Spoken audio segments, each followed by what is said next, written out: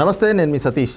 ఆంధ్రప్రదేశ్లో ఎన్నికలు సమీపిస్తున్నటువంటి వేళ రాజకీయ సమీకరణాలు కూడా వేగంగా మారుతూ ఉన్నాయి. తాజాగా చూస్తే తెలుగుదేశం జనసేనల పొత్తు ఇప్పటికే ఖరారు కాగా తాజాగా ఈ పొత్తులో బీజేపీ కూడా కలవబోతున్నట్లుగా అయితే మాత్రం ఒక సంకేతాలు కనిపిస్తూ ఉన్నాయి. మరి తెలుగుదేశం జనసేనల పొత్తులో బీజేపీ కలిస్తే రాజకీయ పరిణామాలు ఏ విధంగా ఉండేటువంటి అవకాశాలు ఉంది? ఇదే అంశాలు మనతో చర్చించేందుకు సీనియర్ జర్నలిస్ట్ సత్యమూర్తి గారు ఉన్నారు. సార్ నమస్కారం. నమస్కారం అండి.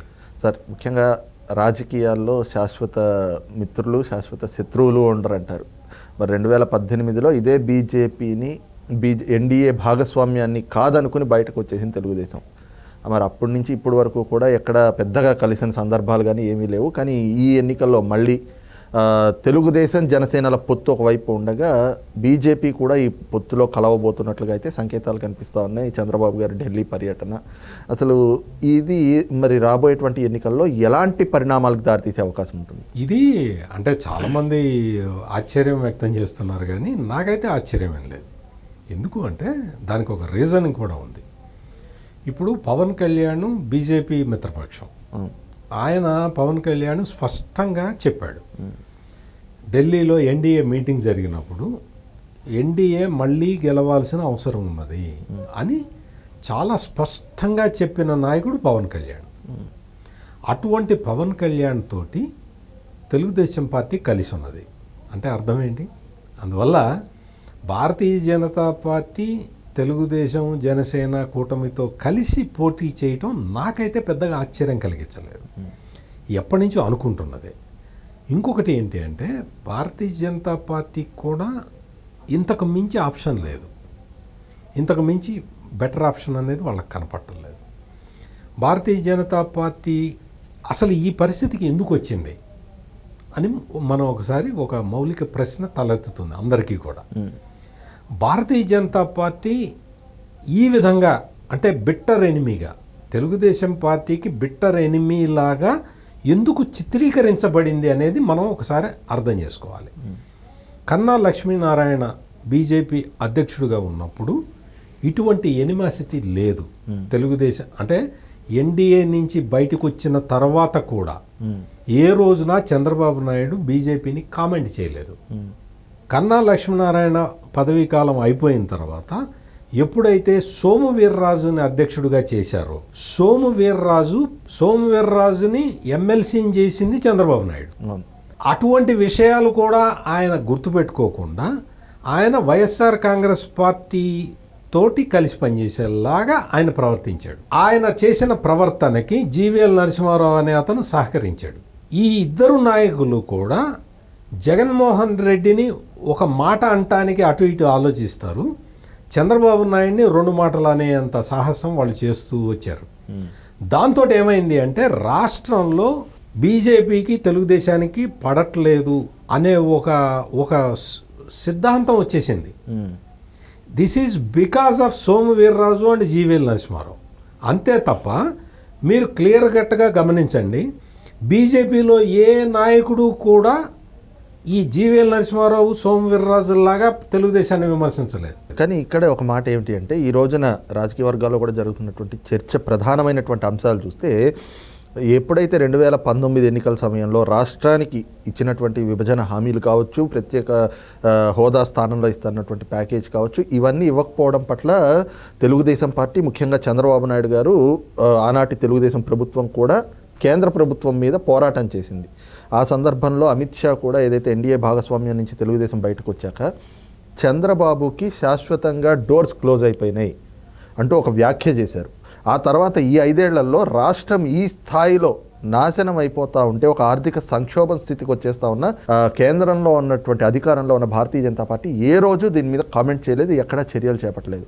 అలాంటిది ఈ రోజున ఏ విధంగా కలుస్తారు అన్నటువంటి కొన్ని ప్రశ్నలు కూడా వస్తున్నాయి. మీరు చాలా పెద్ద ప్రశ్న అడిగారు. మీరు అడిగిన ఈ ప్రశ్నకి సమాధానం చెప్పాలంటే ఒక రోజు మొత్తం పడుతుంది. ఎందుకు చెప్తున్నానంటే ఈ విషయం ఎందుకు చెప్పాల్సి వస్తుంది అంటే, ఆ రోజున ఉన్న పరిస్థితుల్లో ప్రత్యేక హోదా ఇవన్నీ కూడా రాలేదు. ప్యాకేజీకి ఒప్పుకున్నారు, ప్యాకేజీ కూడా ఇవ్వలేదు, ప్యాకేజీకి కూడా కొన్ని అడ్డంకులు ఏర్పడ్డాయి. ఈ లోపల ఎన్నికలు వచ్చేసినాయి. వచ్చేసిన తర్వాత మరి భారతీయ జనతా పార్టీ చంద్రబాబు నాయుడు మీద కోపంతో అధికారికంగా ఎక్కడా చెప్పలేదు కానీ అనధికారికంగా జగన్మోహన్ రెడ్డికి సపోర్ట్ చేసింది. ఇది ఎవరు కాదనలేని వాస్తవం.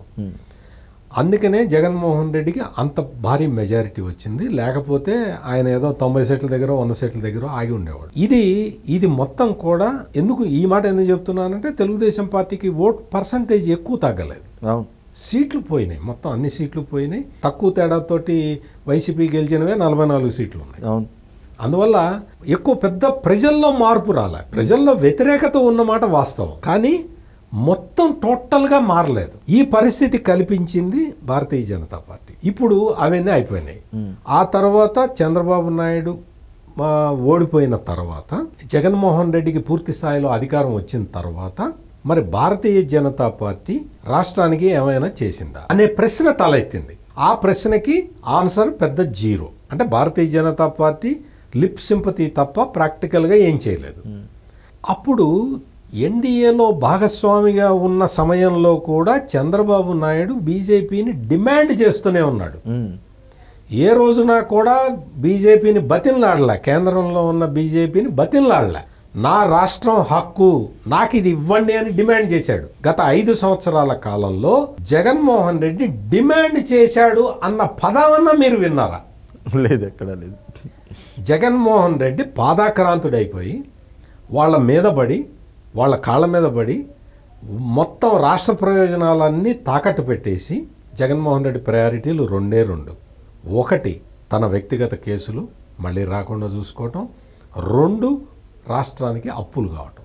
ఈ 2 పనులు తప్ప జగన్మోహన్ రెడ్డి ఇంకేమీ చేయలేదు. పోలవరం మీద అడిగినా కానీ ఏం చేస్తామన్నా, అది కేంద్ర ప్రాజెక్ట్ అన్నా, కేంద్రం డబ్బులు ఇస్తే తప్ప నేను ఇవ్వలేనన్నా అని చెప్పిన నిస్సహాయ ముఖ్యమంత్రి. ఇటువంటి ముఖ్యమంత్రిని ఆంధ్రప్రదేశ్ రాష్ట్రం ఇప్పటివరకు ఎక్కడా చూడలేదు. అందువల్ల భారతీయ జనతా పార్టీ ఎందుకు ఆపలేదు అంటారు మీరు. భారతీయ జనతా పార్టీ ఇది ఫెడరల్ సిస్టమ్ అండి. ఫెడరల్ సిస్టంలో కేంద్రానికి కొన్ని లిమిటెడ్ అధికారాలు ఉంటాయి, రాష్ట్రానికి కొన్ని అధికారాలు ఉంటాయి, కాంకరెంట్ లిస్టులో కొన్ని ఉంటాయి. ఒకదాంట్లో ఒకటి జోక్యం చేసుకునే అవకాశం లేదు. రాష్ట్ర ఆర్థిక పరిస్థితి అనేది ఓవరాల్ ఇంపాక్ట్ని కేంద్ర ప్రభుత్వం చూసుకుంటుంది తప్ప రోజువారీ ఖర్చుల్ని కేంద్రం నియంత్రించలేదు. జగన్మోహన్ రెడ్డి బరి తెగించి ఖర్చు పెడుతుంటే కేంద్రం మాత్రం ఏం చేయగలుగుతుంది? అందువల్ల ఈ టైప్ ఆఫ్ ఇది ప్రజల్లో బాగా ప్రబలిపోవటానికి కారణం కూడా ఇదే, ఇటువంటి నిర్ణయాల వల్లే. అందువల్ల జగన్మోహన్ రెడ్డి చేసిన తప్పులు, వాటిని తప్పు చేసింది జగన్మోహన్ రెడ్డి. ఈ తప్పుని ఆపలేదు ఎందుకు అని బీజేపీని ప్రశ్నిస్తున్నారు కొంతమంది. తప్పును ఆపాలి కదా అంటే తప్పు చేసిన వాడేది తప్ప, తప్పు ఆపలేని వాడేది తప్ప అనేది చూసుకుంటే, మీరు అంత ముందర కూడా కోవిడ్ టైంలో ఓ టాస్క్ ఫోర్స్ పెట్టినప్పుడు చంద్రబాబు నాయుడిని పిలిచి నరేంద్ర మోడీ ఏ విధంగా మాట్లాడాడో మనం చూసాం. అంటే నరేంద్ర మోడీకి కూడా తెలుసు చంద్రబాబు నాయుడు పక్కన ఉన్నప్పుడు పరిస్థితి ఎట్లా ఉంటుంది, జాతీయ రాజకీయాలు. చంద్రబాబు నాయుడు పక్కన లేకపోతే ఎట్లా ఉంటుంది? మీరు ఒక విషయం గమనించండి, భారతీయ జనతా పార్టీ కేంద్రంలో అధికారంలో ఉన్నా కానీ నితీష్ కుమారు, చంద్రబాబు నాయుడు పక్కన లేని పరిస్థితి చూసినప్పుడు నేషనల్ వైడ్గా కూడా భారతీయ జనతా పార్టీకి ఏ విధమైన వాతావరణం ఉండేదో ఇప్పుడు, అంటే ఇంకా చంద్రబాబు నాయుడు రాలేదు, కంప్లీట్గా రాలేదు, కానీ నితీష్ కుమార్ అయితే వచ్చేసాడు. వీళ్ళిద్దరూ వచ్చిన తర్వాత మీరు పరిస్థితి మీరు అంచనా వేసి మీరే చెప్తారు. ఎందుకు అంటే వీళ్ళిద్దరూ కూడా, అంటే చంద్రబాబు నాయుడు మొత్తం సౌత్ ఇండియా మొత్తానికి సంబంధించిన నాయకుడు, నితీష్ కుమారు ఆయన స్థాయిలో ఆయన కూడా ఒక గొప్ప లీడరే. వీళ్ళతోటి బీజేపీ రాంగ్ హ్యాండిలింగ్ చేస్తే వీళ్ళిద్దరు ఏం చేయగలుగుతారు? ఈ విధమైనవి చాలా ఇష్యూస్ ఉన్నాయి కాబట్టి ఆ ఇష్యూని సార్ట్అవుట్ చేసుకునే ప్రయత్నం మొదలైంది. ఇది ఎంత దూరం పోతుందో మనం ఇప్పుడే చెప్పలేము. అయితే ఇంకో పక్కన చూస్తే ప్రధానంగా ఏదైతే ఇప్పుడు వరకు రాష్ట్రంలో కూడా కొంత ప్రజల నుంచి వ్యతిరేకత, అంటే బీజేపీ రాష్ట్రానికి అన్యాయం చేసింది అన్నటువంటి భావన ప్రజల్లో ఉన్నటువంటి క్రమంలో ఇప్పుడు మళ్ళీ తెలుగుదేశం జనసేనలతో పాటు బీజేపీతో కూడా పొత్తు పెట్టుకుంటే అది రేపు రాబోయేటువంటి ఎన్నికల్లో ఎలా ఉండొచ్చు? బీజేపీ మీద వ్యతిరేకత లేదండి. బీజేపీ మీద ఆంధ్రప్రదేశ్లో పొలిటికల్ సర్కిల్స్లో కొన్ని రకాల పుకార్లు ఉన్నాయి. కొన్ని రకాల పుకార్లు ఉండటమే కాకుండా ఆంధ్రప్రదేశ్లో భారతీయ జనతా పార్టీ ఇప్పటి వరకు భారతీయ జనతా పార్టీని లీడ్ చేసిన నాయకులు వాళ్ళు చేసిన తప్పుల వల్ల ఇటువంటి అభిప్రాయం ఏర్పడ్డది. ఇప్పుడు రామాలయ నిర్మాణము ఇవన్నీ జరిగిన తర్వాత భారతదేశంలో ఇప్పుడు మొత్తం ఎన్నికల వాతావరణం వచ్చేసిన తర్వాత మొత్తం ఆంధ్రప్రదేశ్లో కూడా భారతీయ జనతా పార్టీ మీద అంత వ్యతిరేకత కనపట్టలేదు. ఇది లేటెస్ట్గా జరుగుతున్నది. ఈ విధమైన పరిస్థితుల్లో అంటే భారతీయ జనతా పార్టీ మీద కొంతమంది పనిగట్టుకొని వ్యతిరేక ప్రచారం చేసిన వాళ్ళే తప్ప ప్లస్ ఎవరు ప్రచారం చేసింది ఎవరు? బీజేపీ నాయకులే. ఆంధ్రప్రదేశ్ బీజేపీ నాయకులే చంద్రబాబు నాయుడు కోపంతో ఇటువంటి కార్యక్రమాలు వాళ్ళు చేపట్టడం వల్ల ప్రజలకు వచ్చిన అభిప్రాయం ఇది. అంతే తప్ప ఇది అవన్నీ కూడా దానికి ఏమి కొలమానం ఏమీ లేదు. మీరు అనొచ్చు ఓట్ల పర్సంటేజ్ తగ్గింది కదా అని. ఓట్ల పర్సంటేజ్ ఒక్కొక్కసారి తగ్గుతుంటుంది, ఒక్కొక్కసారి పెరుగుతూ ఉంటుంది. అదే సమైక్య ఆంధ్రాలో దాదాపు 6 ఎంపీ స్థానాలు గెలిచింది కదా మరి బీజేపీ. అంటే ఈ విధమైన కొన్ని ఇవి ఉన్నాయి. కానీ ఇవన్నీ సార్ట్అవుట్ చేసుకోవటానికే తెలుగుదేశం ప్రయత్నం చేస్తున్నది. ఇప్పుడు తెలుగుదేశం పార్టీ ప్రయత్నం ఎంతవరకు ఉంది, ఏ డైరెక్షన్లో ఉంది, దానికి భారతీయ జనతా పార్టీ ఏ విధమైన డైరెక్షన్లో ఉంటుంది అనేది మనం చివరికి వస్తే తప్ప చెప్పలేం. రైట్, ఇది చూస్తున్నాం కదా.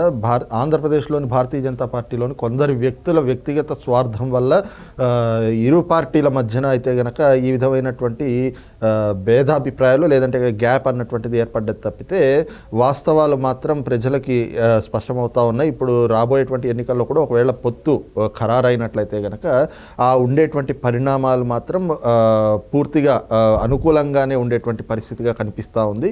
ఈ క్రమంలోనే ఏదైతే మొదటగా చెప్పుకున్నామో రాజకీయాల్లో శాశ్వత మిత్రులు శాశ్వత శత్రువులు ఉండదు అనేటువంటిది ఈ రోజున తెలుగుదేశం భారతీయ జనతా పార్టీ పొత్తు మళ్ళీ పొడిస్తే మాత్రం ఆ అంశమే దానికి ఆపాదించినట్లుగా కనిపిస్తుంది అనేటువంటి భావన అయితే కనుక సీనియర్ జర్నలిస్ట్ సత్యమూర్తి గారు వ్యక్తం చేస్తూ ఉన్నారు. Thank you. నమస్కారం.